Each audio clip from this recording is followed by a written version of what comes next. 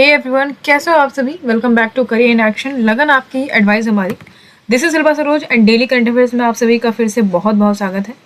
आज के इस वीडियो में हम जो है करंट अफेयर डिस्कस करेंगे। आज है 26 दिसंबर 2022 और आज है क्या करंट अफेयर्स हो सकता है। कुछ 25 के भी देख लेंगे हम, ठीक है। तो कल क्रिसमस था, कल संडे था। आप सभी को मैरी मैरी क्रिसमस और नए साल की बहुत बहुत बधाइयाँ। तो इस साल जो है ख़त्म होने वाला है और हमारा जो करंट अफेयर का सिलसिला है वो चलते रहेगा, क्योंकि आपको जो है एग्जाम की प्रिपरेशन के लिए करंट अफेयर्स डेली पढ़ना पड़ेगा। बिल्कुल सही। तो इसी के साथ जो है वीडियो को स्टार्ट करते हैं बिना देरी करते हुए। चलो, लास्ट सेशन में आपको क्वेश्चन ऑफ द डे दिया गया था। वो क्वेश्चन क्या था? बेटा Kuruba community is associated with the which Indian state. देखो, बेटा कुरुबा कम्युनिटी जो है, इसको मैंने आपको बताया था क्लास में। देखो, बेटा कुरुबा कम्युनिटी की बात करें तो ये जो है ये ट्राइब्स है एक तरीके से, ठीक है। ये ट्राइब जो है कहाँ पे रहते हैं? हिली रीजन्स में, यानी कि कर्नाटक के जो हिली रीजन्स है वहाँ पे रहते हैं। तो अभी सरकार ने, कर्नाटक की सरकार ने ये कहा है कि भैया हम जो है अभी एसटी कैटेगरीज में क्या करेंगे, इनको इंक्लूड कर देंगे, ठीक है। इनको सम्मिलित कर देंगे इसमें एसटी कैटेगरी में, ठीक है। रिकॉग्नाइज किया जाएगा इनको as a ST category, okay. Scheduled tribe categories में इनको रख दिया जाएगा, ठीक है, इंक्लूड किया जाएगा। तो ये यहाँ पे क्वेश्चन में मैंने आपको बताया था कि कौन से इंडियन स्टेट से एसोसिएटेड है, तो कर्नाटक याद रखिएगा, ठीक है। चलो, अब आज स्टार्ट करते हैं अपना सबसे पहला क्वेश्चन। देखो, 25 दिसंबर 2022 को हम क्या ऑब्जर्व करते हैं? क्रिसमस तो सबको पता होगा, लेकिन हम गुड गवर्नेंस डे जो है ऑब्जर्व करते हैं, ठीक है। सबको पता है कि अटल बिहारी वाजपेयी एक बहुत ही श्रेष्ठ और बहुत ही राष्ट्रवाद एक नेता थे, ठीक है। प्राइम मिनिस्टर थे हमारे भारत के।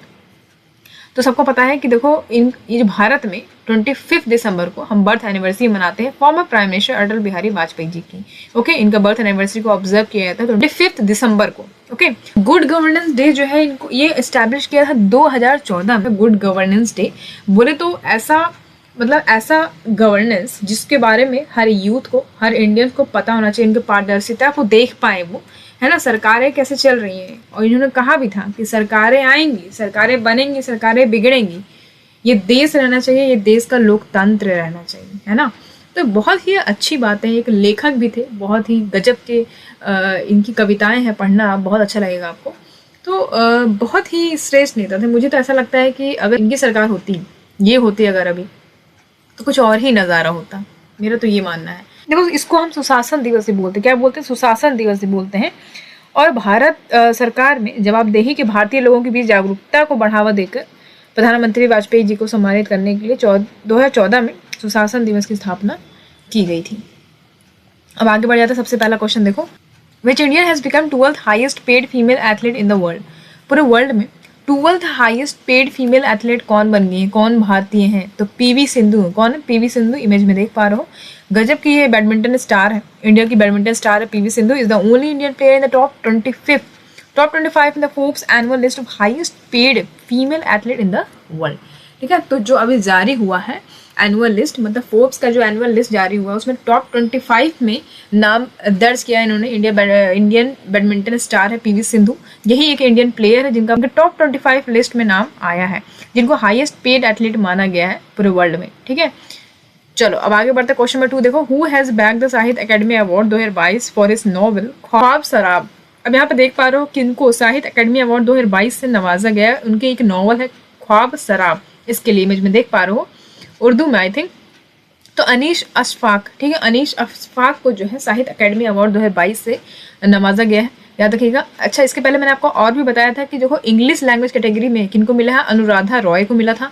और N Kalyan Raman translation of novel Poonachi into English won Sahitya academy prize for translation. तो पुनाची को इन्होंने इंग्लिश में ट्रांसलेट कर दिया था। एन कल्याण रामन, इनको मिला है साहित्य अकेडमी अवार्ड ट्रांसलेशन के लिए। और संस्कृत पोएट है जनार्दन प्रसाद पांडे, इनको मिला है मानी बुक के लिए, ठीक है, इसको याद रखिएगा। और प्रोफेसर बद्री नारायण, इनको मिला है, इनकी पोएम है तुम्हारी के शब्द, ठीक है, तुम्हारी के शब्द, इसको याद रखिएगा, इसको मिला है। ये एक कलेक्शन है पोएम्स का, ठीक है। अब आगे बढ़ जाते हैं क्वेश्चन नंबर 3 देखो, Indian railway will launch Amrit Bharat station scheme to modernise how many small station. तो देखो, इंडियन रेलवे ने अभी लॉन्च करा अमृत भारत स्टेशन स्कीम, ठीक है, ताकि जो स्मॉल स्टेशंस होते हैं उनको मॉडर्नाइज करा जा सके।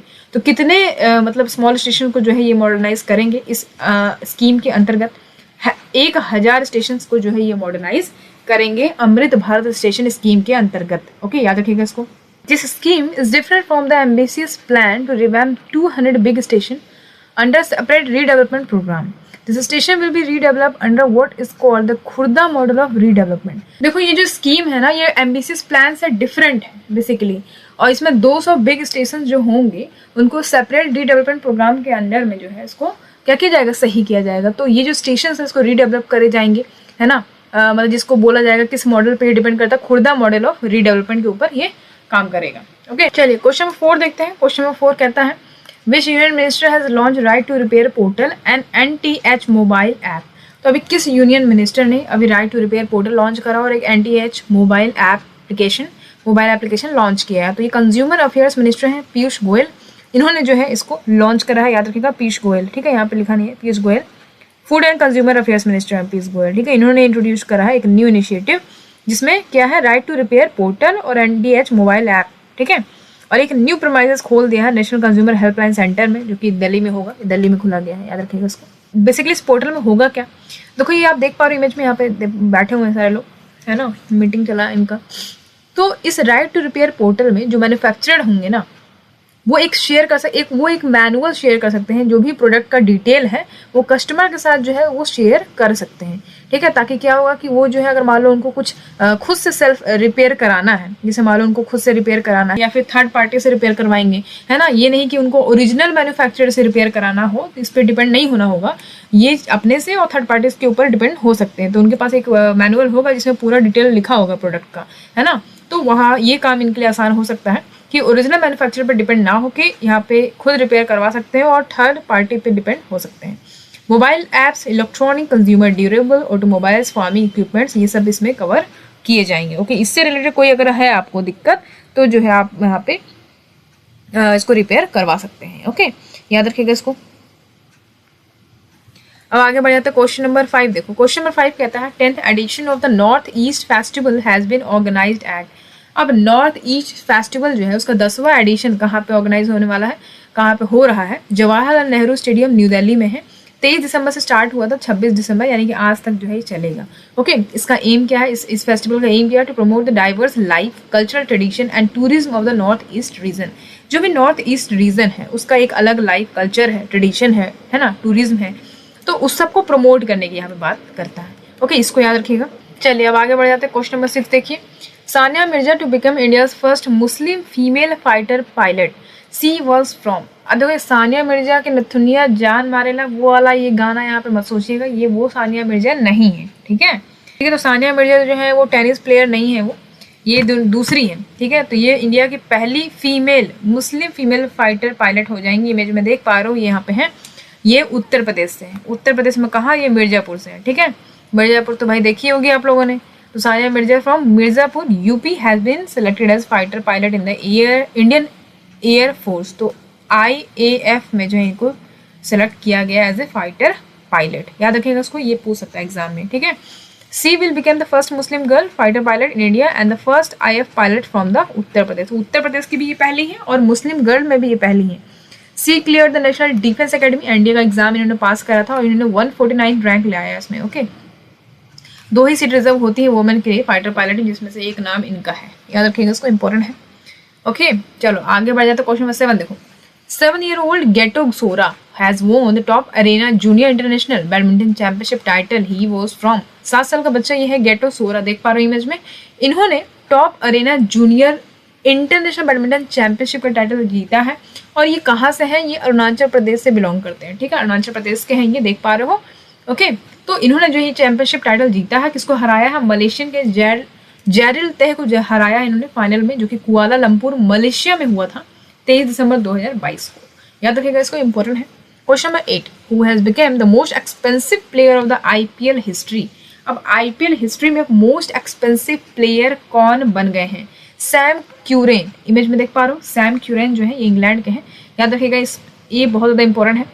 तो England allrounder Sam Curran became the Indian Premier League most expensive ever buy in the players auction held on 23 December 2022, ठीक है। 23 दिसंबर 2022 को ऑक्शन हुआ था, उसमें जो है most expensive ever by in the player list में इनका नाम दर्ज हुआ है और ये ऑलराउंडर है, क्या देख पा रहे हो, इंग्लैंड के ये क्रिकेटर हैं। तो most expensive player of the IPL history में इनका नाम दर्ज हुआ, तो याद रखिएगा सैम क्यूरेन। आगे बढ़ जाते हैं। क्वेश्चन नंबर 9 देखो।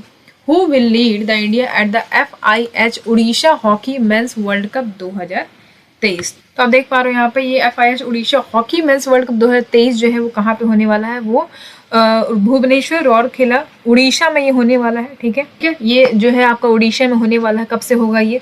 13 जनवरी से लेके 29 जनवरी 2023 तक ये चलेगा, याद रखेगा ये वर्ल्ड कप। तो इसको लीड कौन कर रहे हैं, भारत के कौन लीड कर रहे हैं? तो हरमनप्रीत सिंह, इमेज में देख पा रहे हो ये है हरमनप्रीत सिंह, ये जो है इसको लीड करेंगे। Hockey India has announced drag flicker Harmanpreet Singh as the captain of the Indian men's hockey team. तो ये कैप्टन भी रहेंगे इंडियन मेंस हॉकी टीम के, याद रखिएगा इसको। ठीक है, और किसके लिए? ये जो होने वाला है यहाँ पे वर्ल्ड कप 2023। और अमित रोहिदास की बात करें तो इनको वाइस कैप्टन बनाया गया स्क्वाड का, और टीम कोच कौन रहेंगे? Graham red. ठीक है, ग्राहम रेड जो है इसके टीम कोच रहेंगे, इंपॉर्टेंट है, याद रखिएगा। ओके, वेन्यू, अगर हम वेन्यू की बात करें तो ये कहाँ पे होगा? तो कलिंगा स्टेडियम जो है, Birsa Munda international hockey stadium उसको बोलते हैं, वहीं पे जो है इसको आयोजित किया जाएगा। ओके, चलो अब आगे बढ़ते हैं। क्वेश्चन नंबर 10 देखो, which city has the highest crypto adoption in India? सबसे ज्यादा क्रिप्टो एडॉप्ट करने वाला सिटी कौन सा है भारत में? दिल्ली है। कौन है? Delhi. Delhi has the highest crypto adoption in India, measured in terms of value invested as per the annual investor report by crypto investing platform CoinSwitch। तो CoinSwitch जो है एक क्रिप्टो इन्वेस्टिंग प्लेटफॉर्म है, तो जाहिर सी बात है जितने लोग इन्वेस्ट करेंगे उसका वैल्यू से ये आंकड़ा लगाया जा सकता है कि हाँ भाई सबसे ज़्यादा वैल्यू कहाँ से इन्वेस्ट किया जा रहा है ना, उसको मेजर किया जा सकता है। तो एनुअल इन्वेस्टर के हिसाब से अगर देखा जाए तो सबसे ज़्यादा दिल्ली जो है वो हाईएस्ट क्रिप्टो अडॉप्ट किया है भारत में, याद रखिएगा इसको। दिल्ली की बात करें तो 7.87% है, बैंगलोर में 4.87%, हैदराबाद में 3.27%, और सबसे ज़्यादा मेट्रो सिटीज़ हैं जहाँ पे मतलब बहुत ज़्यादा क्रिप्टो को अडॉप्ट किया गया है। ओके, याद रखिएगा इसको। अब आ जाते हैं क्वेश्चन नंबर 11 देखो, first bilateral air combat exercise Veer guardian will be conduct in January 2023 between India and which country? तो वीर गार्जियन अब इंपॉर्टेंट भैया डिफेंस का क्वेश्चन है, इसको भी याद रखिएगा। First bilateral air combat exercise होने वाला है वीर गार्जियन। ठीक है, तो वीर गार्जियन किसके साथ होगा? तो आप ऐसे याद कर सकते हो कि भारत का गार्जियन, अगर ऐसे कहो, अब ईगो पे ना ले लेना इसको, कहना कि मतलब वीर मतलब क्या होता है? भाई होता है ना। जैसे मान लो मेरा बड़ा भाई है तो गार्जियन हो गया, हमारा बड़ा गार्जियन जो है वो कौन है? जापान है। ठीक है, हमारा गार्जियन कौन है? जापान है। तो इस तरीके से याद रखना है इसको। वीर गार्जियन की अगर हम बात करें तो ये जो एक्सरसाइज है, कॉम्बैट एक्सरसाइज है, एयर कॉम्बैट एक्सरसाइज है, ये जो है भारत और जापान के बीच में होगा। ठीक है, याद रखिएगा इसको। ठीक है, अब जापान के बीच में ये एक्सरसाइज होगा, ये नहीं है कि लड़ाई हो रहा है, वॉर हो रहा है। ठीक है, ये एक एक्सरसाइज होता है, तो बायलैटरल एयर एक्सरसाइज होगा दोनों के बीच में। ठीक है, वीर गार्जियन याद रखिएगा इसको। हमारे बड़े भैया जो है हमारे गार्जियन है, यानी कि बड़े भैया कौन है? जापान है। ठीक है, तो India and Japan will organise their maiden bilateral air combat exercise Veer Guardian 2023 from January 16 से 26। कहाँ पे? Hyakuri air base, Iruma air base in Japan में होगा। ओके, चलो क्वेश्चन नंबर 12 देखो, Sitiveni Rabuka has been appointed as the prime minister of which country? Sitiveni Rabuka, image में देख पा रहे हो ये है सितिवेनी एल रबुका, ये जो है प्राइम मिनिस्टर अपॉइंट किए गए हैं कौन से कंट्री के? तो फिजी के अपॉइंट किए गए। कहाँ के? फिजी के अपॉइंट किए गए हैं। ठीक है, फिजी के न्यू प्राइम मिनिस्टर बन गए हैं सितिवेनी रबुका। ओके, कब बने थे? 24 दिसंबर 2022 को जो है ये अपॉइंट कर दिए गए थे। तो अगर अपॉइंटमेंट पूछता है तो ये क्वेश्चन पूछ सकता है कि फिजी के जो है प्राइम मिनिस्टर कौन बन रहे हैं। तो अभी ये भी याद रखिएगा, फिजी में जो है हिंदी भी बोली जाती है। ठीक है, क्या बोली जाती है? हिंदी भी बोली जाती है। तो ऐसा नहीं है कि सिर्फ आप ही जो है हिंदी सोच रहे हो कि यहीं पे बोली जाती है, हिंदी फिजी में भी बोले थे, मॉरिशस में भी बोली जाती है, याद रखिएगा इसको। आगे बढ़ते हैं क्वेश्चन नंबर 13 देखो, लास्ट क्वेश्चन है हमारा, which state has approve the warehousing logistic policy 2022? तो अभी warehousing logistic policy 2022 approve करने वाला कौन सा स्टेट बन गया है?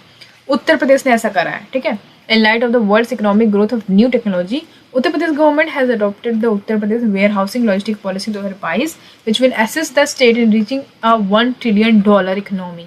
ठीक है, तो ये जो पॉलिसी है इसको अपनाने के बाद, और ये जो स्टेट को $1 ट्रिलियन इकोनॉमी तक पहुंचाने में सक्षम कहने की बात करता है कि हम जो है यहाँ तक पहुंचेंगे, $1 ट्रिलियन इकोनॉमी रहेगा हमारा। ओके, इसको अचीव करेंगे इस पॉलिसी के अकॉर्डिंग, याद रखिएगा इसको। नेक्स्ट इंपॉर्टेंट पॉइंट क्या है? NHPC limited has been awarded with the best globally competitive power company of India. तो याद रखिएगा, best globally competitive power company of India इस कैटेगरी में किसको अवार्ड किया गया है? तो NHPC लिमिटेड को किया गया है। यहाँ पे NTPC नहीं है, ना ही यहाँ पे पावर ग्रिड है, याद रखिएगा उसको, बहुत ध्यान से सुनिएगा। वो है national hydro electric power corporation, NHPC, image में देख पा रहे हो। ठीक है, NHPC को जो है ये अवार्ड मिला है, best globally competitive power company of India. जरूरी नहीं है कि हर साल जो है NTPC या हर साल जो है पावर ग्रिड को ही मिले, डिपेंड करता है। तो किसने जो है बहुत ज़्यादा मेहनत करी है ना, तो वो चीज़ें ज़्यादा मायने रखती है। तो national hydro electric power corporation ने इस बार इसको अवार्ड मिला है। लार्जेस्ट ऑर्गेनाइजेशन है hydro power development in India की बात करें अगर हम, तो एनएचपीसी लिमिटेड की बात करें तो Indian government hydro power board है, इसके अंडर में आती है। इसके ऑनर कौन है? Ministry of power, government of India. ठीक है, याद रखिएगा इसको। 1975 में इसको स्टैब्लिश किया गया था, तो ये इंपॉर्टेंट है। इसका हेडक्वार्टर आपका फरीदाबाद में, कहाँ पे है? फरीदाबाद में। ठीक है, फरीदाबाद। इतना समझ में आ गया। अच्छा, अब हम देखेंगे श्री राजीव कुमार बिश्नोई, 55 साल के हैं। इन्होंने जो है एडिशनल चार्ज ले लिया था इसका CMD का, यानी कि एनएचपीसी का CMD अगर पूछा जाए तो श्री राजीव कुमार बिश्नोई लगाइएगा। 13 दिसंबर 2022 को इनका अपॉइंटमेंट हुआ है। तो श्री राजीव कुमार बिश्नोई क्वेश्चन पूछ सकता है, ये अवार्ड पूछ सकता है और इसका फुल फॉर्म पूछ सकता है। इतना बेसिक जानकारी आपको पता होना चाहिए इससे। चलो, तो आज का करंट अफेयर यहीं खत्म होता है। जाते जाते क्वेश्चन ऑफ द डे भी देती हूँ। क्वेश्चन ऑफ द डे क्या है? Which of the following has won the platinum icon in the digital India award 2022? किसने ये अवार्ड जीता है, platinum icon in the digital India award 2022? Skill India mission, Amrut mission, या फिर स्मार्ट सिटी मिशन, या फिर उदय स्कीम? इसका आंसर आप जो है कमेंट बॉक्स में कमेंट करके देंगे। वीडियो अच्छी लगी हो तो एक लाइक जरूर कर दीजिएगा, और चैनल पर नए हो तो फटाफट चैनल को सब्सक्राइब कर दीजिए और जुड़ जाइए डेली करंट अफेयर्स पाने के लिए। और इसको ज़्यादा से ज़्यादा शेयर कर दीजिएगा। और बहुत सारी क्लासेस जो है चल रही है, NCL की चल रही है। ठीक है, MCL का भी अभी आएगा, तो ये सबको आप इससे जुड़े रहिए, वीडियो को देखते रहिए। और मैं एक चीज़ और बोलना चाहूँगी कि देखिए, मेरा अभी जो ट्रीटमेंट चल रहा है, कॉक्सीडिनिया का जो है ट्रीटमेंट चल रहा है। कॉक्सीडिनिया मतलब टेल बोन से संबंधित है, और ये मतलब इन्फ्लेम जब बहुत ज़्यादा हो जाता है ना, लॉन्ग सिटिंग पोस्चर से, तो ये इन्फ्लेम हो गया है मेरा, तो उसी का ट्रीटमेंट चल रहा है। तो मैं आपसे कहना चाहूँगी, मैं आपसे सॉरी भी बोलना चाहूँगी कि मैं कंटिन्यू क्लास नहीं कर पा रही हूँ। NCL का तो कंटिन्यू नहीं हो पा रहा है, तो लेकिन जब भी मेरा टाइम मिलेगा तो मैं इसको करती हूँ। तो ज़्यादातर मुझे बैठने में बहुत ज़्यादा दिक्कत होता है, कहो कि आधा घंटे से ज़्यादा मैं बैठ नहीं पाऊँगी, है ना। तो वो चीज़ समझिए आप लोग, और थोड़ा सपोर्ट करिए, जल्दी से सही हो जाऊँगी। ट्रीटमेंट जैसे ही ख़त्म होगा तो फिर जो है इसको मैं कंटिन्यू करना शुरू करूँगी। ठीक है, तो इसके लिए थोड़ा सा माफ़ी चाहूँगी, बाकी सब कुछ ठीक है, सब बढ़िया है। PDF आपको मिल जाता है टेलीग्राम पे आप लोग जो है इसको ज्वाइन कर लीजिए, PDF ले लीजिए, वहाँ से डाउनलोड कर लीजिए, और मिलेंगे आपसे अगली क्लास में। तब तक के लिए ध्यान रखिए। Thank you so much for watching.